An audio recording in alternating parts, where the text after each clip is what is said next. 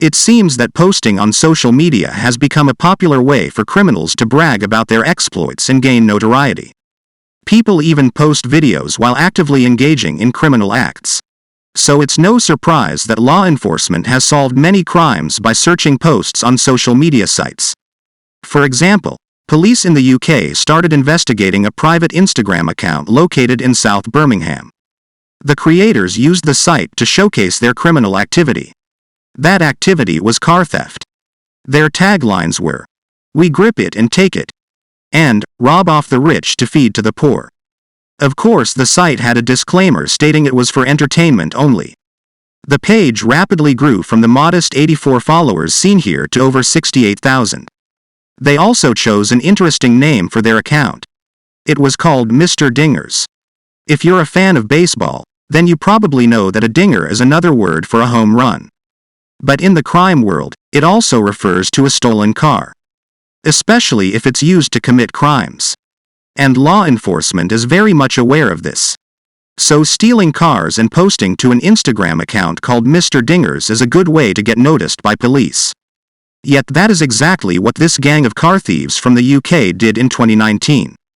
They actually posted selfies while posing with various stolen cars. They even uploaded videos of themselves driving around in those cars and engaging in other criminal acts while hiding their faces. Here is one of the thieves posing next to an Audi worth over $80,000.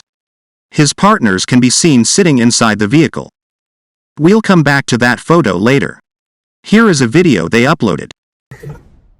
Burglars from the ends. Little legends. Oh no.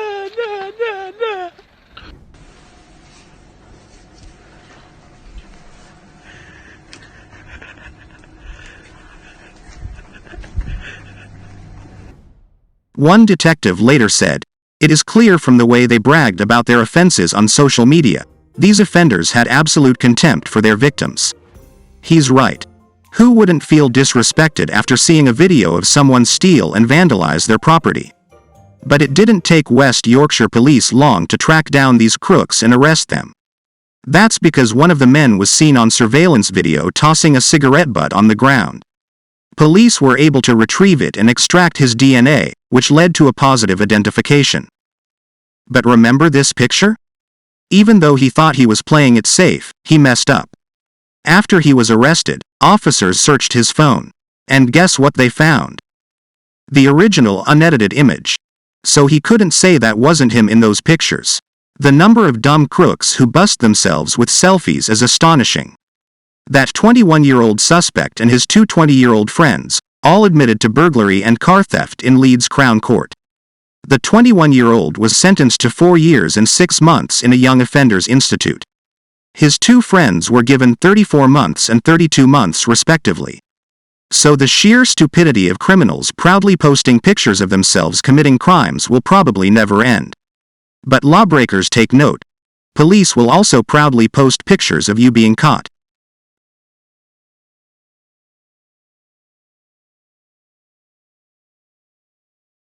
It's usually pretty obvious who you should call when you need assistance.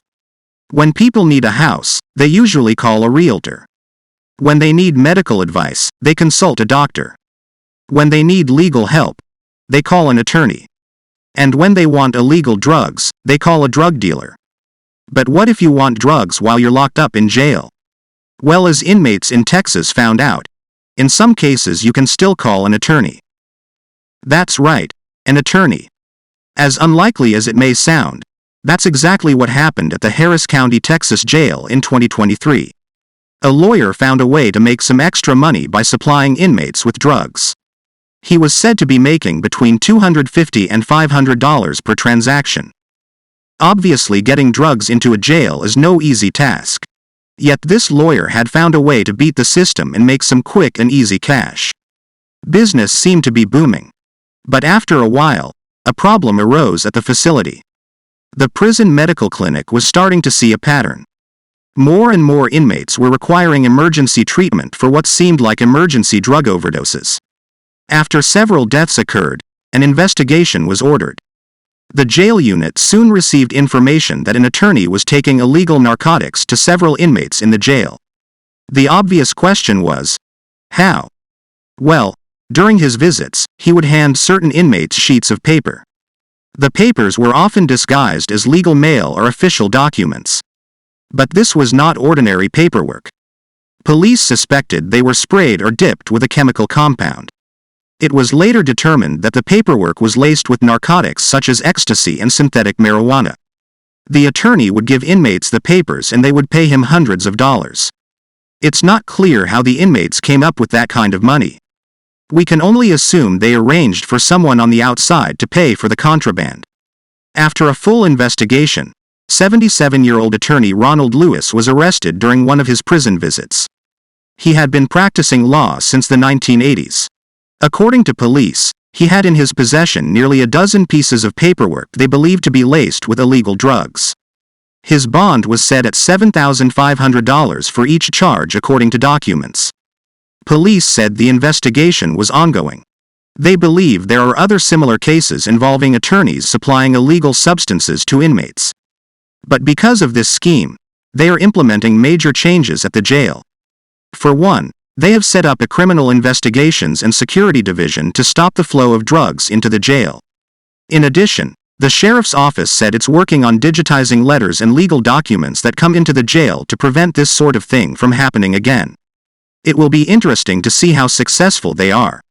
As we have seen many times, when it comes to drug dealing, the motto seems to be, if there's a will, there's a way. After all, this was a lawyer supplying drugs to inmates. And some of our episodes feature police doing the same thing. Seriously, is there anyone else left to trust?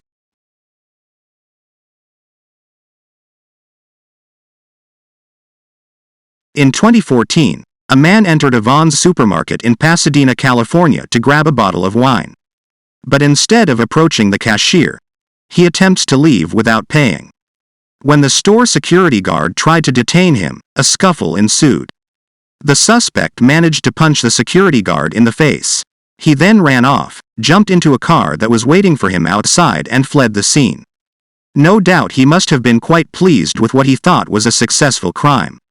You can just see the look of satisfaction on his face as he popped open his free bottle of wine. After all, he had to put up a fight to get it out the store. He even dropped the bottle during the commotion. But that's not the only thing he dropped. His wallet also fell out of his pocket during the scuffle. Apparently in his haste to pick up the wine, he never realized his wallet was missing. When police arrived on the scene, they opened the wallet and found his ID. They then went to his home, probably smiling as they knocked on the door. But he was not there at the time. However, since police had all his information, they simply called him later and informed him of the charges. Since he was an 18-year-old still living at home, he apparently had no choice but to turn himself in. The next day he arrived at the Pasadena Police Department accompanied by his parents. The young man was then booked on a number of charges and his bail was set at $50,000. After posting bail, he was released and expected to return to court at a later date. Clearly it would have been so much easier if he had just used his ID at the counter and paid for the wine. Instead, his ID was used by police to locate and arrest him. So at the end of the day, he wound up paying a very hefty price for one bottle of wine.